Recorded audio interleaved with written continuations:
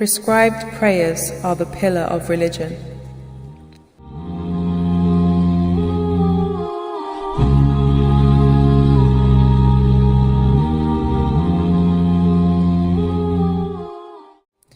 If you want to understand with the certainty that 2 + 2 = 4, just how valuable and important are the prescribed prayers, and with what little expense they are gained, and how crazy and harmful is the person who neglects them, pay attention to the following story, which is in the form of a comparison.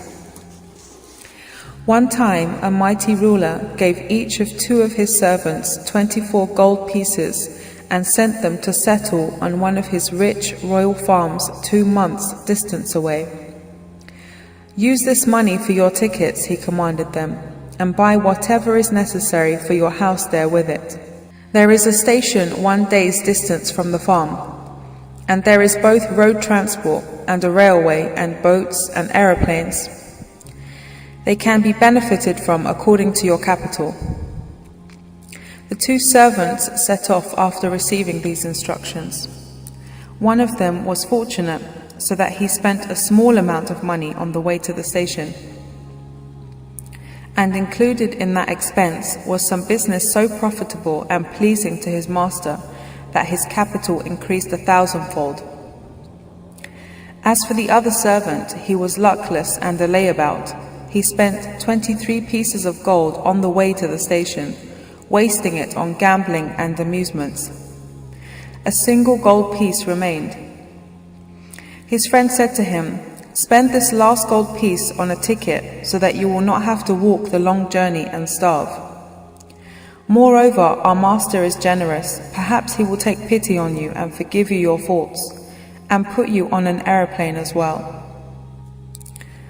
Then we shall reach where we are going to live in 1 day. Otherwise, you will be compelled to walk alone and hungry across a desert which takes 2 months to cross." The most unintelligent person can understand how foolish, harmful, and senseless he would be if out of obstinacy he did not spend that single remaining gold piece on a ticket, which is like the key to a treasury, and instead spent it on vice for passing pleasure. Is that not so? And so, O you who do not perform the prescribed prayers, and O my own soul which does not like to pray, the ruler in the comparison is our sustainer and creator. Of the 2 traveling servants, one represents the devout who perform their prayers with fervor, and the other the heedless who neglect their prayers. The 24 pieces of gold are life in every 24-hour day, and the royal domain is paradise. As for the station, that is the grave. While the journey is man's passage to the grave, and on to the resurrection and the hereafter. Men cover that long journey to different degrees according to their actions and the strength of their fear of God.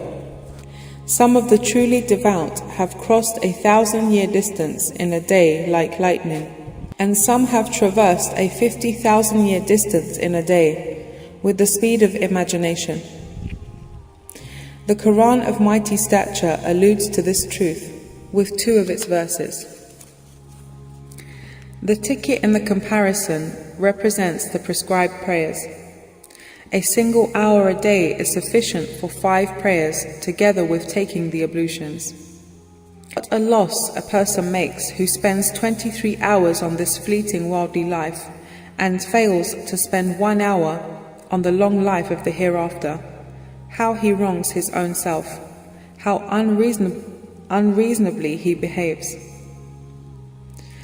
For would not anyone who considers himself to be reasonable understand how contrary to reason and wisdom such a person's conduct is, and how far from reason he has become, if, thinking it reasonable, he gives half of his property to a lottery, in which 1,000 people are participating, and the possibility of winning is 1 in 1,000, and does not give 1/24 of it to an eternal treasury, where the possibility of winning has been verified at 99 out of 100?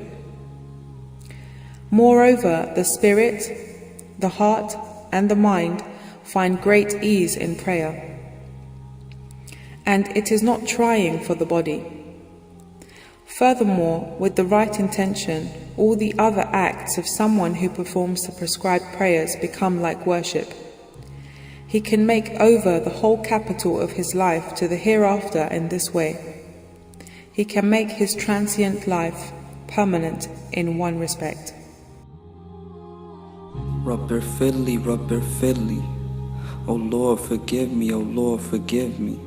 Forgive me for resisting the blueprint you instilled within me, for straying from the remedies you have given clearly in this deen.